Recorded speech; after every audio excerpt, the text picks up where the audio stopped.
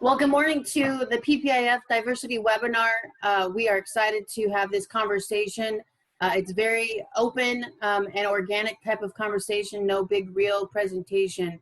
But we feel it's important to have the discussion. We don't believe that this is going to solve any problems, but we want to begin the conversation. And so we appreciate everyone's time. I do want to kind of just set the tone for the conversation. So that everyone is kind of aware of kind of where we're going. Many of you probably growing up in schools or something probably saw this picture, and either you individually see a young lady or you see, an old woman. And so it's historically, no, how could you see the old lady? Where is she? I don't see her big nose.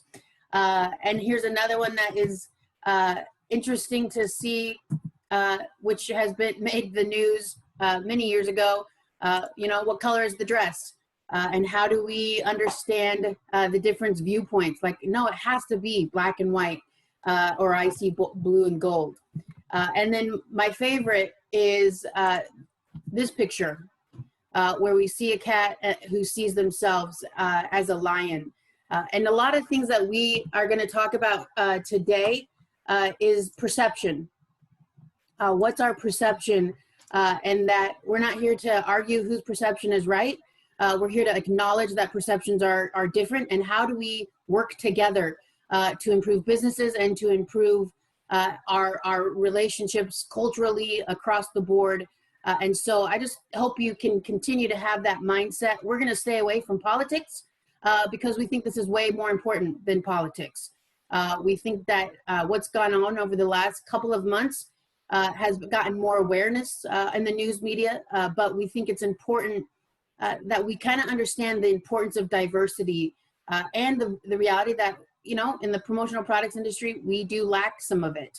And so how can we work together to improve that, to improve our relationships with others, to make sure that we are reaching out to a diverse audience, both in our clients as well as with distributors and suppliers, and how we market that. So I'm excited because I have two lovely female individuals with me today who I've barely known over the last course of the month or two, but just I'm getting to know more and more, and I'm thrilled to know them. We have Julie Kwan, who is with PPAI. She is the manager of diversity and education. She's actually hosting a new event that she's going to tell us about later on in this summer, just talking about diversity inclusion. She is the author of the playbook that we promoted a couple of weeks ago in our email that PPA has put out, basically to help businesses understand how can we, where do we start? What do we do? Many times people are just like, okay, I don't know what I'm supposed to be doing right now. And so what's one step that you can do to work through or work towards having a more diverse relationship? And then I'm excited to have Latria Graham. She is the president and owner of what I call GLB. She actually just won the Minority Owned Business Enterprise of the Year for 2019. So she knows her stuff. She knows promotional products. And we are excited to have her here too. So I'm going to let them kind of tell you a little bit about what they've experienced the last couple of months, just kind of walking through that. I'm going to tell you a little bit about what I've experienced coming from a white female perspective, in the fact that my dad was a cop for 23 years, and many times I would always side, and this was a reckoning for me more so than other events of the injustice that took place. I also early on in my years first started experiencing discrimination because I had an uncle who was Japanese. His parents came over during World War II, were held up in a camp here in California. But we would always get the question when they would introduce himself. He would say, "Hey, I'm Tom Miyagishima." And they'd be like, "Hey, nice." And then they quietly come over and whisper to us, "Where's he from?" And the funniest part for us was to say, Utah. He was born and raised in Utah. And so again, our perception of what we think we know or what we assume is going to happen isn't always the truth. And so I just wanted to have a conversation that helps us learn to be better. I think any business can be better And today, our theme is going to be, how do we include diversity in that strive to be better? So I'm going to let Latria and Julie introduce themselves, tell us a little bit more about them, as well as what they've kind of experienced. So Julie, I'll let you start, and then we'll go to Latria. All right. Thanks, Jenny, for that introduction. I really appreciate that story that you shared about your uncle. I get that question quite often of, where am I from? Well, I'm from Houston. I was born there, and people expect a different answer. So in some cases, I can kind of see it in their eyes. So I just answer, I am Chinese, and so that is just something that has always been a part of my life. And race has always been a part of the conversation with my family. My dad is an immigrant, and my mom was born here, but I've heard stories of my grandmother being in concentration camps in China, and so things like that. But getting to the last few months, I'll take it back to even February and March, and when coronavirus really started to spread around the world and become a pandemic, and we had people calling it the Chinese virus, which then resulted in people feeling like they could attack Asians in America. So I found myself, when I was getting ready to leave the house, particularly if I was going to go out to the store or on a walk by myself, just in the back of my mind, having to be prepared that somebody may say something or take action against me just because of the way I look. And that gave me pause. It didn't stop me from going out. It didn't cause a lot of fear, but it was a thought that crossed my mind every time I walked out the house. And then in the last 4 or 5 weeks, I've had a lot of conversations, both in and outside of work, about racial injustice, about racism, for the Black community and minorities in general. I've really been working to bring some light to this race conversation, and racial injustice, or just injustice in general, is broader than the Black community. The Black community is really feeling it right now, and they've been feeling it for decades and centuries. And there are systemic barriers that have really impacted the Black community in particular. And so just having a lot of conversations, I've been listening and learning, and really, when it comes to what do we do, people kind of come around to that, so what? I've really been working to kind of have those conversations on an individual basis to help people find ways to take action that will affect change, both short and long term. And I think we can do that in our daily lives and in our work that we do. I think that was all the questions. Yeah. So just tell me, how did you come to be at PPAI? How did they bring you on? And then what have you kind of seen as your, as you've gotten into the position? How long have you been there? But, kind of your role and kind of the goals that you might have. Okay. I totally skipped past about that. I was excited about the conversation. So I joined PPAI about a little over 2 years ago. And I was hired really to focus on diversity. And there really wasn't much of a position for that before I joined.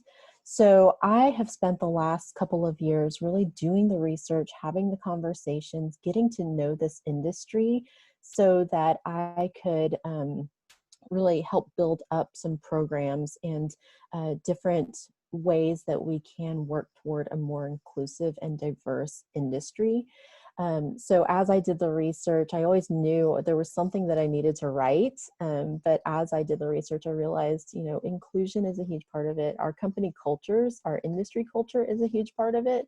And so I took some time and I really took a step back. And I think when a lot of people think diversity, they think age or gender or race. And I wanted to take it on an even broader level and look at diversity on a whole, that it's so much more than that. It's the way we think, it's the way we solve problems, it's our experiences in life. And so I've learned so much through it. My background is more of a training and facilitation, leadership development background. And so, so this was a chance for me to really hone in on something that I have become increasingly passionate about. Great. Thank you. And Latria, we will let you introduce how you got into the industry and anything, and then kind of how you've experienced the last couple of months. Okay. Hi, everyone. I haven't had my morning coffee, so I'm still trying to wake up just a little bit. Thank you, Jenny, for inviting me to participate on the webinar today. I'm Latria, president of GLB, and we've been around for about 4 years now. Before going into business, we primarily specialize in branded products and branded services that create brand experiences. And we've been in business for about 4 years now. Before jumping into owning this company, I actually used to work in the league for the NBA for 10 years, leading up all of the cause marketing efforts, community relations, and multicultural affairs. Prior to that, I'm a graduate of the University of Florida, go Gators, where I specialized in communications and then went on to get my master's in communication management through Webster University.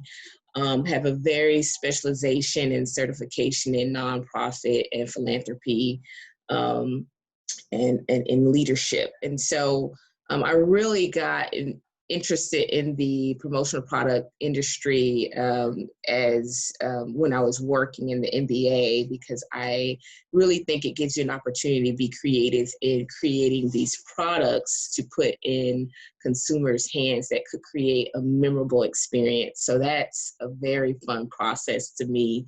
And just to answer your question about the past couple of months, I will say, and I'm just going to be honest, because that's the only way I can be as authentic as I can be. It's been very emotionally draining. I mean, coming from COVID, then to what happened with George Floyd, it's very hard to, and you're trying to run a business at the same time. I have 2 small children at home. So just FYI, if one of them pop in this video, please bear with me. A 5 and a 10-year-old. So I went from trying to run a company to being a teacher at home, as well as a cafeteria assistant, preparing meals throughout the day when school was shut down.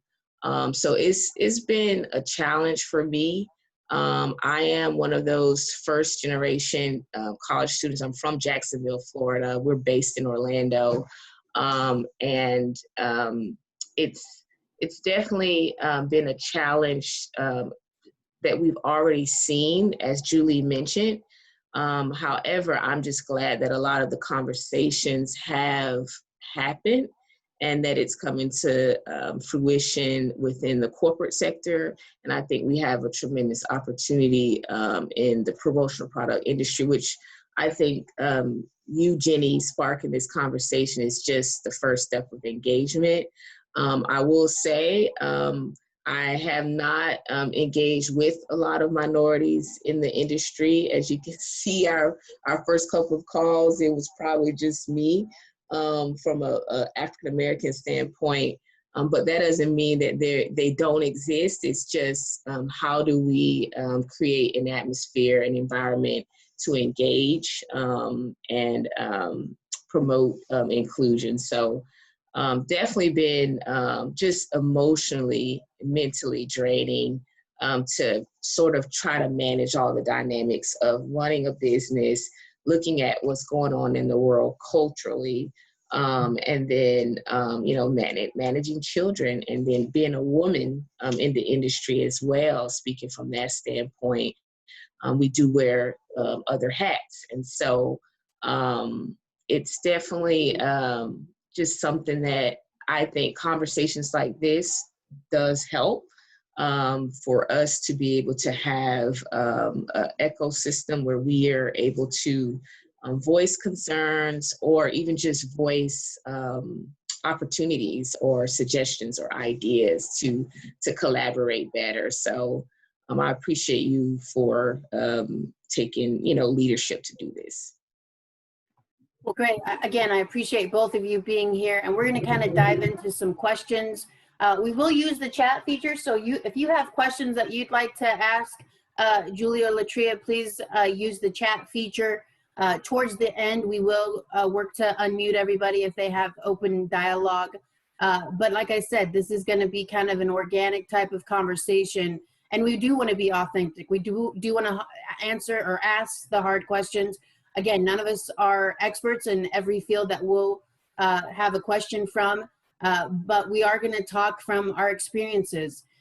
For me, as a white female, I've had issues as a female, but I have not had the issues that both Julia and Latria have experienced. And even the thought process. I've had friends, a couple of conversations. I teach at a college, and most of the students are African American. And so we had a conversation about, hey, how have you experienced this? And so they were telling me stories about, what they prepare for when they go out in the car and things that I never think of. And so I was trying to understand, what is this white privilege? And again, it's not about shaming or bashing one side or the other. We want to have an awareness of what someone else is doing. And so many times, even in business, if I understood what a supplier was going through to try and get me product, I might be a little bit more patient with them trying to get me the product, right? And if my clients understood as a distributor, look, I'm calling for suppliers, it's stuck in China, or it's stuck on the boat coming over, or customs, or, I had a guy in Indiana waiting for hand sanitizer that was stuck in Louisville, 3 hours away, but customs had it for 12 days trying to get it through. And if I understood that as a client, then I would offer a little bit more grace.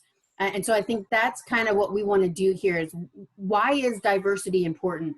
And it's not, again, like Julie said, it's not just race related.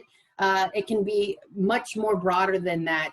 But what are we doing in the promotional products industry that we could kind of lead the charge in trying to drive a little bit more of an inclusion in a diversity section? Many corporate organizations are looking for that. Toyota has come and said, hey, we're looking for diversity and people that are striving to do that. And so we want to continue to make sure that we're doing that. So we're going to open it up for questions. If you have questions, again, use the chat feature. But I'll go back to Julie and Latria and just ask you, from a promotional products side, what do you believe are the reasons why we're probably not as diverse as we could be? And do you see areas where, or ways that we might look at growing or reaching out, recruiting more diverse individuals to come into the industry? I know for me, it's hard, like, where do I start even to grow the membership to be more diverse as a ED? How do I do that? Do you have any suggestions on how we might look for or recruit those that are to come into the industry that might be of a more diverse area? And then, again, what's your wisdom as far as, why are we not diverse yet and how can we get there? So, Julie, yeah, go ahead. Oh, okay. I can start with that. That's a lot. That's a lot of what I thought through as I was putting together the diversity, equity, and inclusion playbook. I think on a whole, people have a tendency to look for and hire people who look like them or who they relate to really well. I've heard from various people in this industry, like I go to this event and I look out and I see, I don't see people that look like me. And so it makes it harder for them to want to return because it's harder for them to relate. And it's not all about the visual, but sometimes it starts there. And I have used this example in a presentation, and it could be a little silly. I'll try to keep it short, but I was super excited when Crazy Rich Asians came out, the movie, because there were Asians on the big screen, not playing the goofy sidekick or the mobster trying to take over the world. They were in like serious roles, and it was more of a mainstream film. And I was excited because I could see people that I could relate to on the screen a little bit more.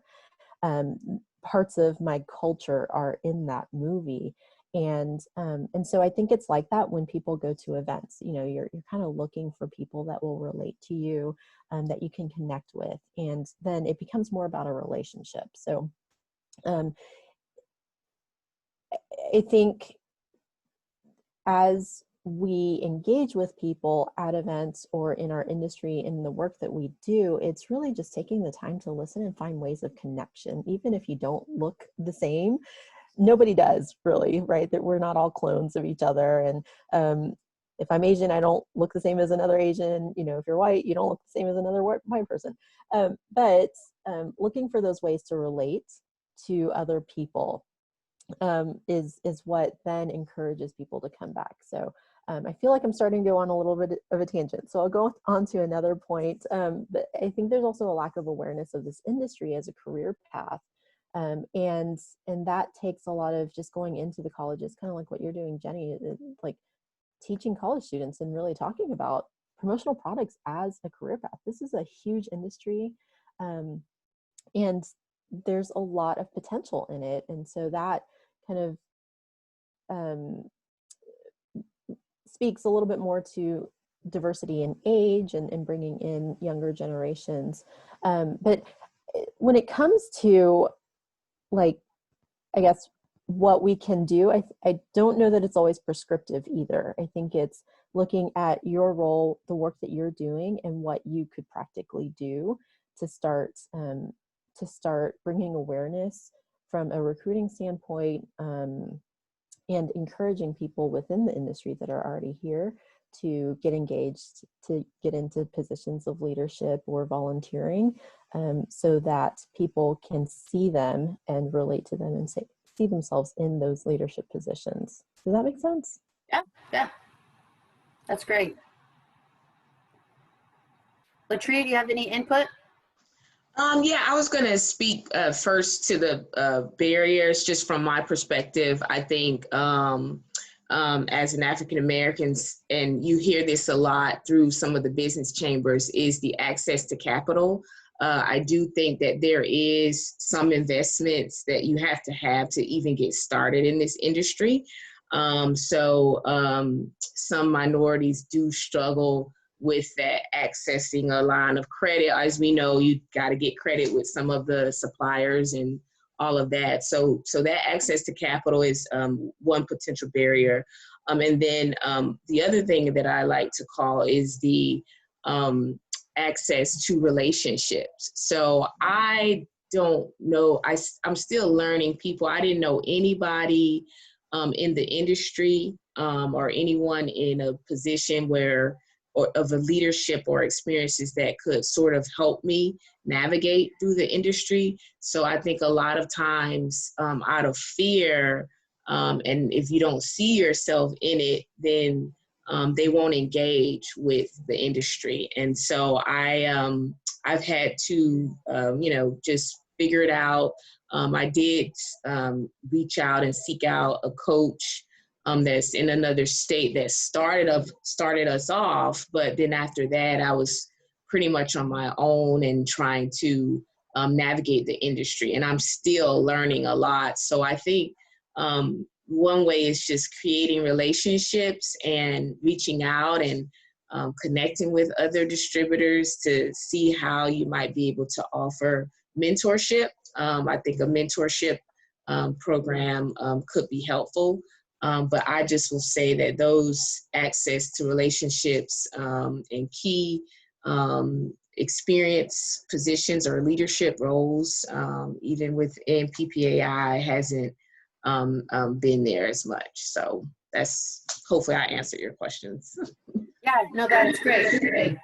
And I think what we're looking at, hang on a second, is that we are That's what an association is supposed to be. I've worked in association management for 12 years, and if we can get more individuals involved and younger generation. So next week, the Spark, the Young Professionals Day, some virtual event is happening from PPAI to try to get young professionals into it, because we do have, you look at the median age, and it is on the upper level of 1 to 100. And so we want to look at how do we bring in the 30-year-olds? How do we bring them in to replace? And this is an issue really across the board in many businesses, because we have a different growing dynamic of the younger generation coming in, millennials and beyond, coming in, and their perception of work.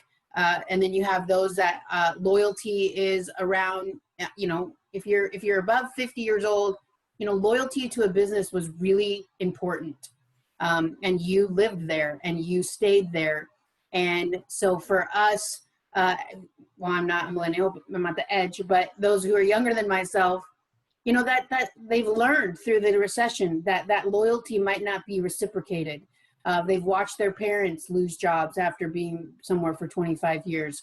And so we're looking at how do we increase the relationships. And so we've done State of the Business webinars because we can't really meet, and Florida seems to want to lead the charge in a couple of ways around COVID, that we're not going to be meeting in person for a while, probably, at least not large groups. And so we've been trying to have these State of the Business webinars just to touch base. How are people doing? What can we do? What kind of creativity?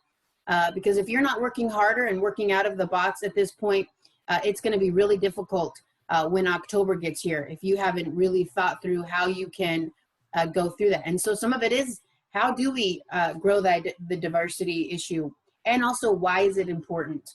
And I think that's where we want to go next, is why, we all are drawn to the people that we like, right? So if I understand you. So if I understand you, that's who I'm going to hang out with. That's who I'm going to hire. Somebody once said to me, I hire the right person. That's right, except your pool might just be this type of person. What if you could find somebody who's better, but they're outside of your normal process of recruiting, your normal process of hiring, or hearsay, or wherever you recruit? If you can broaden that out, maybe you find somebody who's way better at sales. I was talking to an owner yesterday of a large company, and he was talking about how some salespeople have gotten to $2-3 million because they thought out of the box. And some are wondering why they've gone from 3 to 1 million in sales, because they haven't done anything different. They've stayed the status quo, assuming that things will be the same. And I think we're realizing that if you're on a status quo type of approach for the 2020, it's probably not going to turn out well for you. And so I think if we can look at ways to include different people in the conversation, we always hear that iron sharpens iron type of philosophy, that it's not easy, right? I love people just agreeing with me. In fact, I have shirts that say, if you don't agree with me, keep walking. And that works out well, especially with family, but not necessarily in business. If I want to grow my business opportunities, how do I keep growing?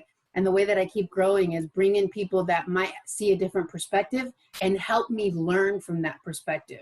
And I think it comes out of an attitude of wanting to learn rather than I know everything. And I think it goes to Latria's point about, maybe we do start up a mentorship program with those that are looking at, 4 or 5 years down the road that they're going to retire. Okay, let's find somebody that we can train up to replace them, not just for their business, but for the industry as a whole.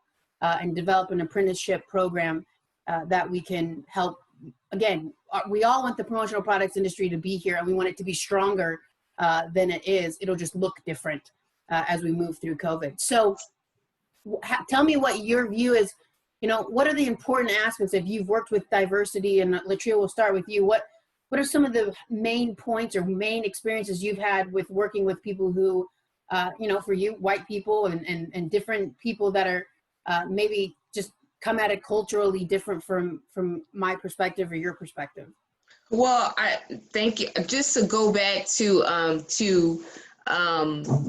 the initial discussion, everyone on here is a business owner. And one of the things that I did in my thesis statement from my master's program was talk about why diversity is good business. And so as we talk about inclusiveness, as we talk about diversity and multicultural, creating all the awareness, the bottom line is that I am a businesswoman, and at the end of the day, this has to make sense for my bottom line. I want to talk profit margins, and I want to make money. And so the value of diversity comes in that from a business perspective is it helps you to create a competitive edge.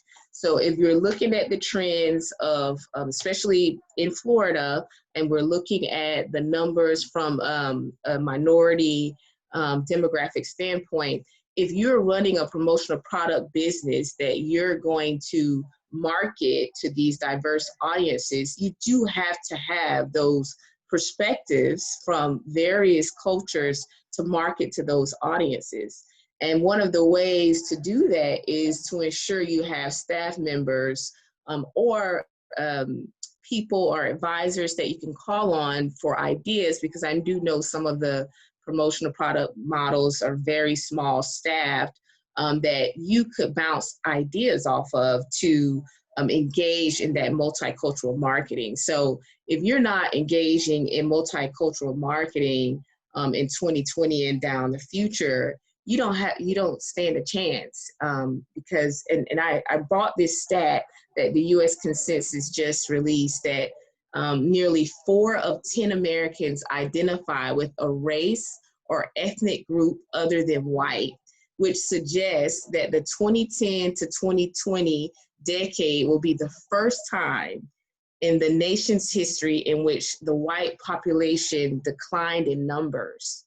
And so when you look at that 4 to 10, if you don't have a plan to speak and market to multicultural audiences, it could really hurt the bottom line. We're starting talking about money here and profit margins. So I think it's very critical that diversity and inclusion is a part of your business playbook, because we do have to start thinking outside the box to make sure that we're creating campaigns that are authentic to those audiences. We've been seeing it all over the nation where some corporations are getting it wrong with these statements that don't really reflect the internal values of their company. And they're not really walking the walk and they talk the talk, but don't walk the walk. So for me, Jenny, I think that diversity is so critical, and it's actually good business. It makes good business sense more than anything. Yeah. You know, I think it's interesting because my niece and nephew are the 19, 20-year-olds, and their mainly communication format is Snapchat or TikTok, right? And so I'm like, why aren't you on Facebook? And Jenny, that's for 40-year-olds. I'm like, well, I'm 40. So I guess that's right. So I can't expect myself to know how to market. You know, back in the day, cozies, those things that you use to keep cans of soda or alcohol cool, those were the fad. I would not see my teenage nephew or my college student niece ever use one of those. Like, they might if I made them, but like, what is this? And so we have to look at what are some of the trends that we can see coming down the lines. What are some of the apparel trends that we're seeing? Sanmar does a really good job of showing some of the different trends that are going on, and they kind of set the trends in some respects as some of the apparel that's going on. But we have to put people around us that know something better than I do. I don't know how to reach the younger generation. I need to bring somebody along to give me that, yeah, you need to be marketing on Snapchat. I'm like, no, because the picture's gone and then I can't find it. I don't know where it went. And like, you have to save it. And I can never get from where the chat was to where the picture was. And I'm just so old. And so it's kind of that example of how do we try to address where we can market. If we're wanting to expand our businesses, which we're going to have to over the next 6 months to 18 months, as we are going to be confined to certain things, maybe not meeting with clients one-on-one, but we are going to have to figure out what's in my sphere of influence. What do I have around me, either within a 30-mile radius or beyond, that I can start targeting? And Florida, one of the reasons I lived in Colorado, grew up in Colorado, moved to Indiana, which I always joke, I think God got tired and forgot to do anything of value in as far as beauty, as far as in Indiana. And then I moved to Florida. And you can't get more culturally diverse than moving to Florida from Indiana, for sure. The cornfields of Indiana to the beaches of Florida. And I love it. I love being able to walk into any culture and have Hispanics and Greeks go to Tarpon Springs, and you have the culture and learn from them. My neighbors are Indian, learn from them. He's walking me around his field, his garden, showing me all of these different vegetables that I'm not a green thumb at. And so I value that. And if we can approach business in the same sense that, hey, I might not know somebody who's young, or I'm not young, so I don't know how to market them, but I'm going to bring somebody on, or I'm going to create a committee. And maybe PPAF creates a committee that has it's a diversity committee. And we have people that you could call that say, hey, this is what we're thinking. What do you guys think? And try to provide some value in that regard. But I think the value of diversity cannot be overstated. We need to make sure that we are addressing the differences within our realm so that we can grow our businesses. Julie, did you have any comments about how to grow businesses? Yeah, just you both have made a couple of really great points, and one of them that I kind of want to add to is, we talk about hiring and recruiting, and I want to just kind of call out, like, that doesn't necessarily mean you need to go and fire all of your white employees and replace them with people of color or minorities. And some of you may not be in a position to be hiring, and that's okay. I think that's where you start to look around you and draw on the experiences and the perspectives of the people in your life. Kind of like to Jenny's point, her niece and nephew are Generation Z. And so that's a great opportunity to learn about what appeals to those potential clients. And so we have people all around us in our lives, and you can look around and who are your trusted advisors in your life, and those are people that you could bounce things off of.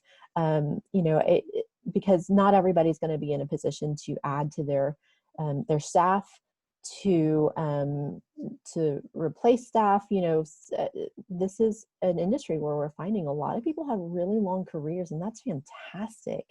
And we need to find ways to stay fresh and to think outside the box, because I think a lot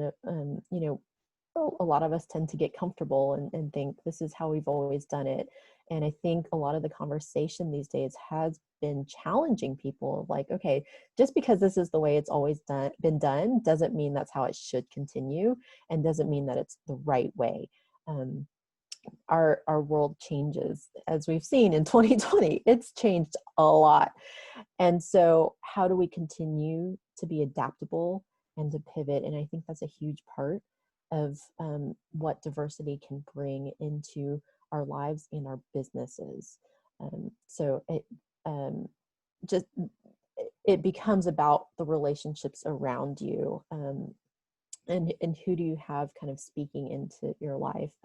Even I have a circle of really close friends that are trusted advisors. And so when I am thinking about a work idea or some project, sometimes I do bounce those ideas off of them, because they come from different industries, they come from different backgrounds and experiences, and they can sometimes add to the idea, or help me figure out a way to actually execute on something that may be out of the box, or that there may be barriers to. So I think that's an important thing to note, because it can be discouraging. I think most people go straight to, well, I need to hire more people of color or minorities. And there are other ways. And so that's where, you know, getting involved in a local school or university could help you get in touch with the next generation, or getting involved in a local organization may expose you to other people with different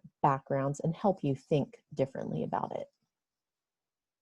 Yeah, it's, you know, it all takes the effort, right? And when we're busy and we've gone through COVID and we've gone through cultural issues, racial injustice, like Latria said, we get exhausted. We can't spend any more time in other places. And so, you know, that's where for an association, we need your guys' help. How do we help you learn and help you find people that are not like yourself, that might stretch your thinking or pose a question that you never have thought about thinking? For me, Latria did it for me when we were prepping for this call on Tuesday, where she's like, yeah, access to capital is huge. And it's like, oh yeah, I wouldn't, you know, I've heard that, but yeah, I can't fix that. I don't have millions. You know, there's nothing that I can offer financially, but can I get partnerships? Can I develop ways that we can go out and help people look for, how do we partner with different organizations or you know, get with the SBA to provide better value to our membership here in Florida. And so we're always looking for ideas. And as you go through your businesses and try to figure out, all right, what am I going to do? It's only July, which is sad that we're fearful of what's going to happen the next 6 months. But it's only July. So I still have plenty of time to either turn it around or improve or grow the sales that have already taken place. And so what are some new things that I could be doing? And that's why I'm very thankful for our board of directors, who I do the kind of the same thing you do, Julie, where I go to them and say, hey, what do you guys want to do? What could we do that enhances the membership? And the reality is, and the sad thing is that those that are on the call today, a lot about diversity, are typically not the ones who struggle with diversity. And so we have to become the ambassadors to those around us to say, hey, you can have a conversation about race and it doesn't end in fights. It doesn't end in arguments. It ends with an awareness. One of the priests from the St. John's, he said it really well. And he said, if you don't approach a conversation with the willingness to change your perception, you're not really listening. And I thought that was a very profound way. I've always taught active listening for businesses. But if I don't approach a conversation with my willingness to change the type of perception I have or my viewpoint, am I really listening? Or am I just preparing for my rebuttal? And it's the same type of approach when we look at diversity, when we look at inclusion, the different generational gaps and approaches to life. There's so much diversity, but it's one of the best things about America. It's one of the most, as we say in business, it's the niche that America has, is the melting pot that we've created for years to come to help us, again, become better, to stretch us in ways that we never thought we could be stretched, and then come out on the other end and see change, to see that, hey, we don't need to treat people this way. We can actually love people from a distance. So I want to make sure we open it up for our we've gone about a half hour, so a little bit longer than that. I want to open it up for conversation from those in the audience. If you would like to ask your question verbally, again, just go ahead and unmute the red microphone.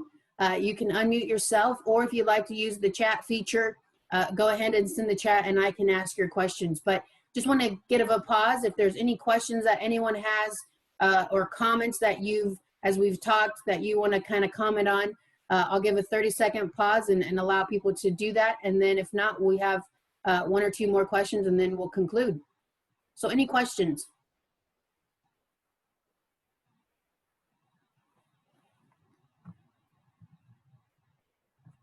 Many times this group is very quiet, so we're going to see if they are the same.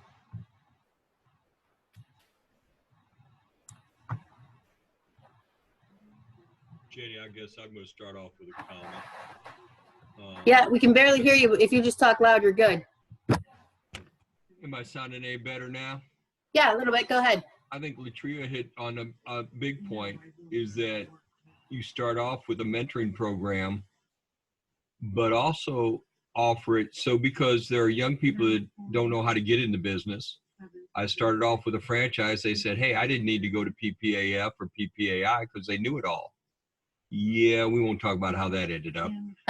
But Latria hit it on with it saying, hey, why not reach out to people, investing angels or banks, SBAs, and say, okay, you want to get into business, but you got to be careful, because just because one SBA bank said no to you doesn't mean that you can't get an SBA loan. They have different criteria, which I did get an SBA loan. I didn't know about it until they told me that.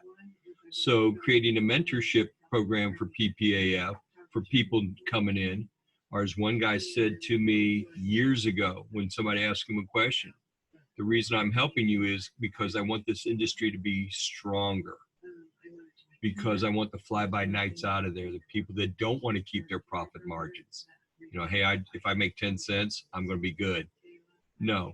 So I think that's, starting it. And it doesn't have to be a diversity thing, because you got old people on here. I think other than Glenn, which I think just left, I'm probably the senior here for everybody. So, but that's, the kids keep you young, teaching you the new techniques. The TRIA can come in and teach everybody about Snapchat, whatever.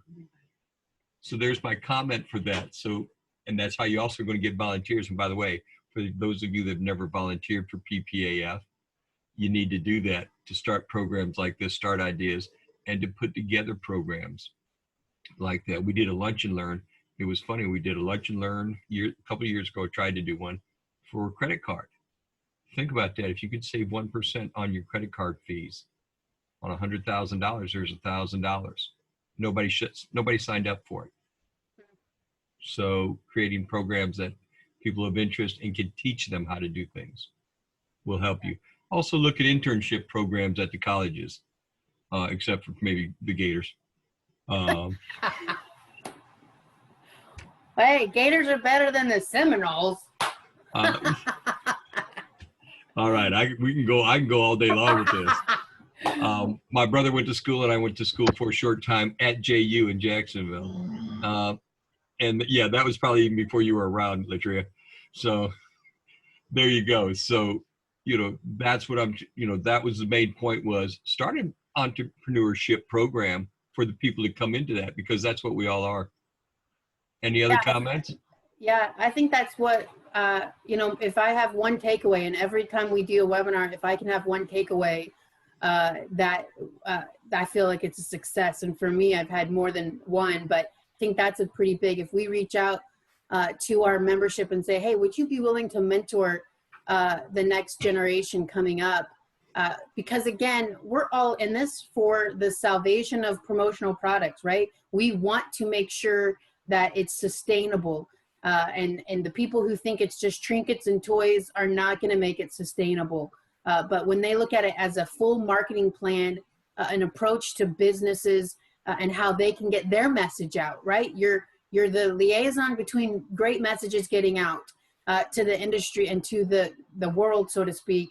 That if we had people coming in and working with some of the local colleges and say, hey, we want to offer internships. We want to offer an apprenticeship program. We just start there and see who's involved and start the process. Nothing happens overnight, but I think it's an important aspect that we continue the conversation about making sure that we can help each other out. I mean, that's what the association is missioned with. Our vision is to do that. Jenny, also be diverse, include the old folks in it, because most of these people come into this in the later life.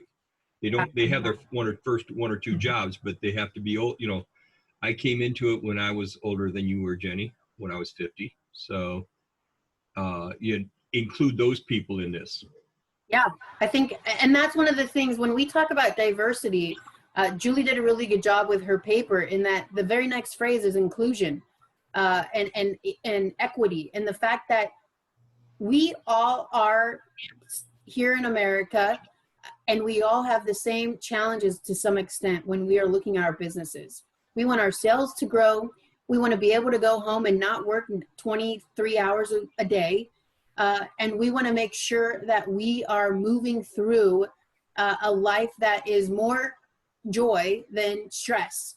And so with those types of things, that means that everyone is available. Everyone is open to the possibility of helping somebody else out. And I know that when I worked with the older generation within different nonprofits, you know, they felt outcasted because they had hit some weird, silent, invisible margin that they were no longer important. And yet we need their wisdom. I try to tell my students all the time, we need the older generation's wisdom. We need their loyalty. That to teach our young people, there is importance in loyalty. There is an important responsibility that you have in the workforce. You know, I tell the story of a student who, one of my presidents of a manufacturing company, he hired a young guy out of college. He worked there 2 weeks. The guy came and said, hey, I'm going to go to Vegas next week. I won't be here. And the guy's like, no, you can't. I just hired you. I've spent 2 weeks hiring.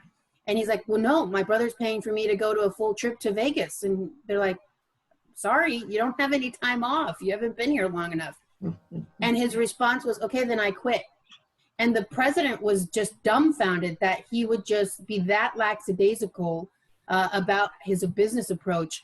But the reality is the generation that's moving behind us does not have as strong of a commitment. They're committed to work, okay? It's not that they're not committed, but not at the same position where we had people stay in a manufacturing job for 35 years. We have such a diverse culture that there are tons of different jobs out there. And so the belief is I can go find another job anywhere. And sometimes that's true, sometimes it's not. Obviously right now, I'm not sure it's the best decision, but I think that's the important way that we can approach things, is that if we include everybody, then we don't have to worry about excluding anyone, and we're going to get the best. It's when we start excluding different groups of people that we limit our possibilities, and we make it worse for ourselves in the long run, because we're going to limit our target audience. If I have people who are helping me reach African Americans or helping me reach Hispanics down south, then I'm going to have a better audience. But if I'm not even looking at that audience, I've just cut my knees out from underneath me as far as sales and the potential for growth. So let me take a minute for chat. Any other questions? Any other comments? Jenny. Go ahead. Ramses. Hey, Ramses, how are you? Good, good. How are you? What's everybody doing? Good. I just want to make a comment there from a totally different perspective. I came to the U.S. the first time in 1981, South America. My parents had actually been they migrated from another country to where I was born. Okay, so I grew up with a totally different perspective altogether. I grew up in a neighborhood where actually my school, my grade school, I was in the 10% minority. Okay, so so again, I was picked on. I was attacked on or whatever, but never, never occurred to me that it was social injustice or this and the other. There were kids. I was different, and it was what it was. A couple of years ago, I had a conversation with an officer of the Air Force. He's this point is a lieutenant colonel, I believe. Very successful. Him and his wife both are actually lieutenant colonels in the Air Force. Afro-Americans, good friends of mine. They live here in the community. And one thing that he said to me, which we couldn't agree more, was nobody is going to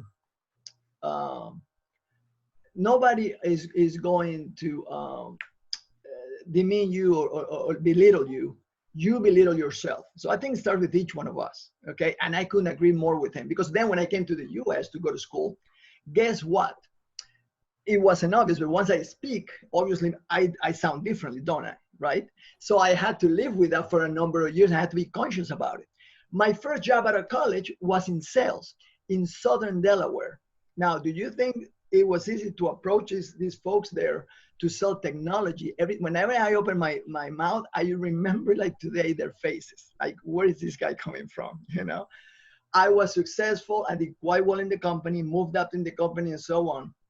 My company I was very, very fortunate to work for that company for a number of years. And they were a very successful organization. They were part of a Fortune 500 company. And as I remember, there was a number of diversity. Okay, in my district, obviously I was the only one with my background, but my mentor was Afro-American. Okay, a good friend of mine became, he happened to be the one that when I interviewed, I had to ride along with him to learn the job. So what I'm trying to say here is, over all these years, now I've been in the US over 30 years. And as I look back, as I look around, I have a hard time really accepting what we keep hearing and hearing. I have to agree with Latria when she said it's wearing you out. It wears you out, all this negativity that is going on in the media, what have you. We must be very careful, I think, because when we start repeating something, we keep hearing a message coming to us, we must stop. And as professionals, I think it's important to stop and think, okay, what are the facts here? My perspective, and is the perspective of other professionals that I know of, both minority and non-minorities, is that in this country, we are very fortunate. I'm gonna tell you why. Where I grew up, go back to where I grew up again real quick. My parents had to stop saying where they were from because that's how mean people were to them. I was born there, so I was lucky. I spoke local, so they could not tell where I was from. But I had to withhold where they were from because how much negativity would come after them. Do you think my parents ever thought about social injustice or myself? No, we knew that humans have a hard time with people that are different, and that's fine. And so coming back to what I saw in the US, I always have said, and to other people that have come many years later after me, there's something so unique about this country, and I've been in many states, by the way, in that how they accept other people. Not once have they ever called me, you're from here and there or whatever. In my homeland, they would tell my parents and people like my parents, you're foreigners. You're not from here, all the time. Not once have I heard that in the US. And that blew my mind when I came here. I was like, wow, and I never saw so many people from so many places in one land. Really, in the US, you have every single nationality is present here. Yet, yes, I'm not gonna say it's perfect, but I'm gonna tell you, from having traveled around the world into many, many places, I think we should never forget what the essence is of this country and how we welcome at this point, people from all walks. So I have to, at this point, just kind of speak out loud and say, hey, let's be careful with what the media is focusing in, and let's question why they're doing this, and let's stay positive. And to close my comment on the diversity, maybe I'm wrong, but when I go to the PPI activities, when I go to the ASI activities or what have you, the different shows, I don't know, but my perception, there's a wide diversity there. It is what it is, but I've never sensed anybody blocking anybody from anywhere. I hope they're not doing that, but I don't sense it. I see people of different nationalities, different races, if you want to call it that, whatever it is. And in my opinion, and what people gravitate towards is going to be professionalism, effectiveness, value that you bring to the table. I saw it in corporate, and I began my corporate career in 1989. My first job out of college was in a small Midwest town, Indiana, by the way, in a small bank.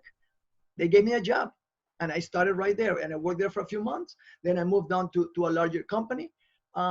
So I think it's a matter of perspective, and I guess it's important to remember the opportunity in this country is unbelievable. And I know, in fact, that there's tons of programs to help minorities. I include myself in it. I have not taken advantage of a lot of them because I've chosen not to. But it just blows me away of how many opportunities there are. But oftentimes we're not aware of. We don't want to maybe find that information, look for that information, because there is requirements, but everybody has those requirements. So, but again, knowing how other governments and other places in the world, in Latin America, Europe, work, I'm telling you, we are way ahead. And this subject of diversity, I think, is excellent. But I think as a business owner, I'm looking for the person who can put me to the next level.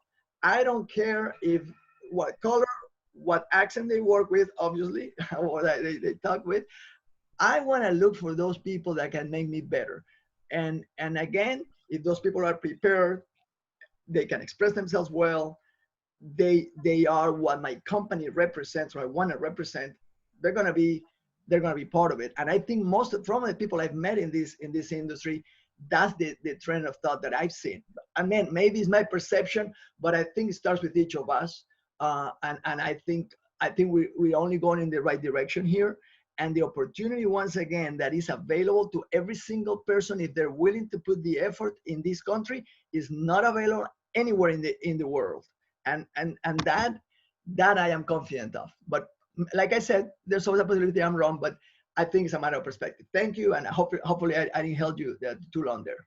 No, thank you. And I think it is important that we recognize that other cultures, South America and beyond, that America has a unique standing and opportunity that still exists. There is a level of the American dream that still exists. And I think what makes it harder is that those that don't necessarily have that experience, we want to still lift them up and give them those opportunities. And so as we look at progress throughout history, we never want to be satisfied with where we're at. And I think that's what the last couple of months have helped me understand, is that, I thought we were okay, but we're not. And so we need to even progress further. I would love to see even more diverse people at our trade shows, more African Americans, more younger people, and grow that industry and understand that that there's still room to grow. And we still need to have those difficult conversations of those that haven't necessarily experienced the easiest path. I've grown up in America, been white my whole life, and have had lots of privileges because of that just one statement. But as a female, it's also been hard to be a business owner, to start a business, to get the capital. And so I can say that that's because I'm a female, or it could be because of my financial, but it could be both. And so I want to make sure that we continue to still have the conversation, because I know that there's a big chunk of our American culture that is lacking in some of the opportunities, and that the more people we can bring around the table, the better off we will be as an industry.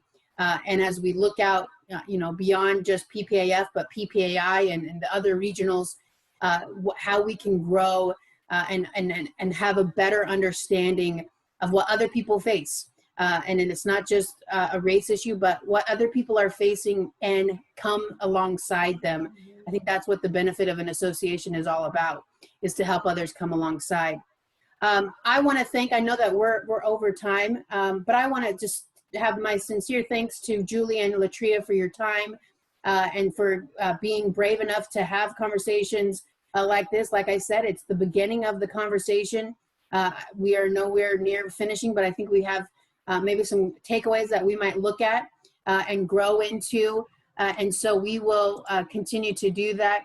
If you guys, anyone is interested in helping be on maybe a diversity committee or a entrepreneurship, apprenticeship type of committee to kind of look through that, like Tom said, we're always looking for volunteers, and we try not to work you too hard, but we can't do it alone.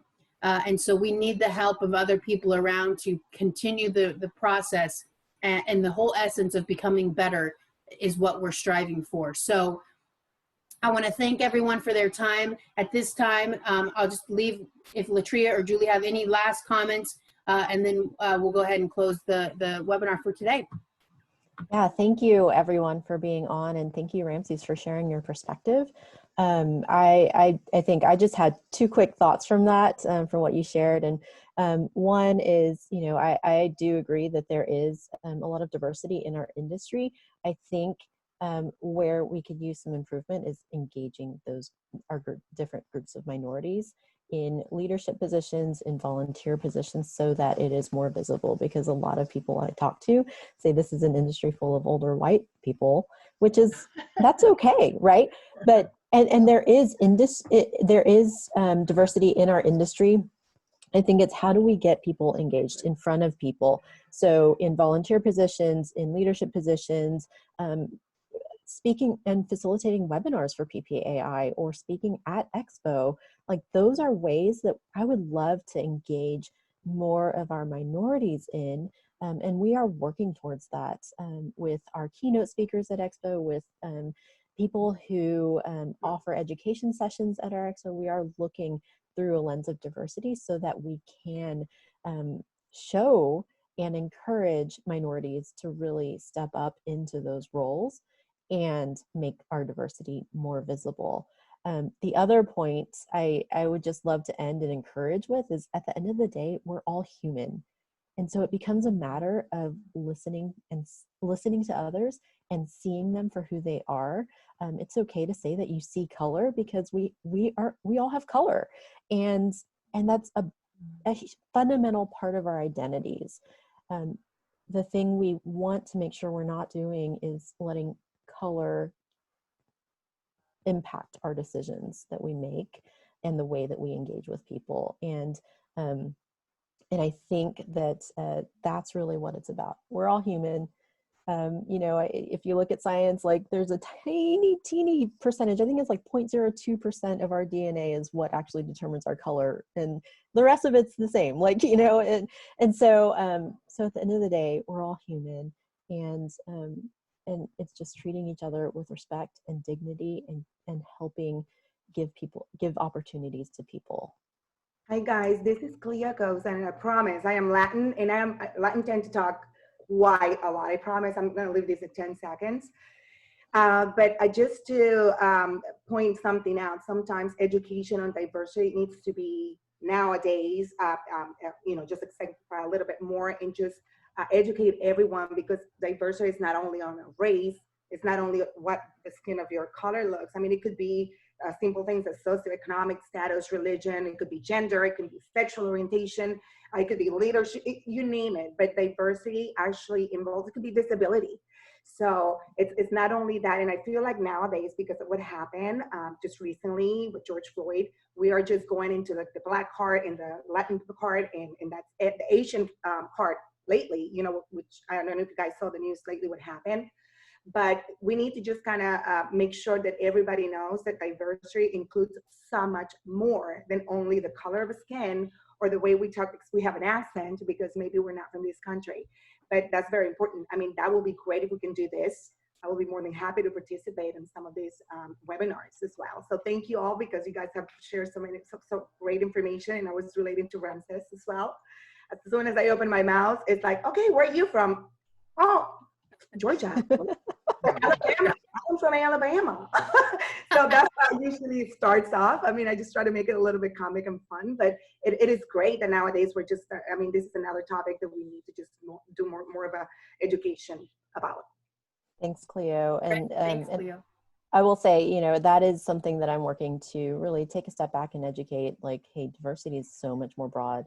Disability is something we don't talk about or have a lot of adaptable products in our industry. So I would love to call more attention to that. And that's why I am hosting a Diversity, Equity, and Inclusion Forum. It's a 2-hour virtual event on July 23rd. And I'm also looking to engage with y'all. Like, if this is something you're passionate about and looking for ways to get involved to really educate about diversity, send me an email, juliek@ppai.org. I would love to learn more about you, figure out what we can do to partner to really make some changes in our industry. Hey, Julie. Yes. Two quick historical facts for you. Number one, you talk about old white men. It was old Jewish white men that really started this industry. I have heard way that, back yes. when. And ladies apparel did not really come into play until about 2006 or 2007. Wow. Just so that's, everything was mostly unisex or men's polo or shirt. And I grew up in that area when I started in the business. And with that, I'm going to say goodbye to everybody. Great comments, Cleo, and great talk, y'all. Have a good one. Thanks, Tom.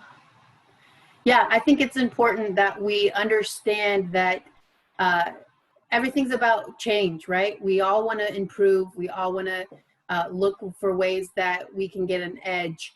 And it all starts with, back to Julie's comment about we're all human. I have a book that we teach our students through. It's called Leadership and Self-Deception. And the key component about it is when we take an issue and we begin to dehumanize another person because we're so focused on that issue, that we lose the benefit of diversity. And Ramses, you're right, the media, no matter what channel you watch, no matter when you watch it, they're gonna look at ways to highlight one aspect of it. I've had friends who are like, I don't watch the media, it's just depressing, and it is depressing.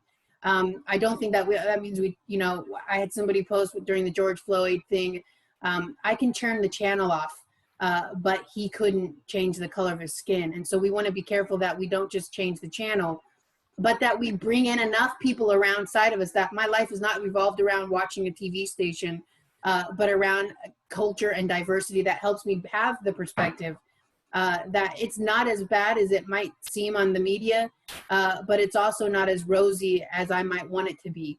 And so when I began to start looking at, even within my family, within a relationship with my mom or sister or friends, and I get so heated and I learn, they lose their face, right, is what we say.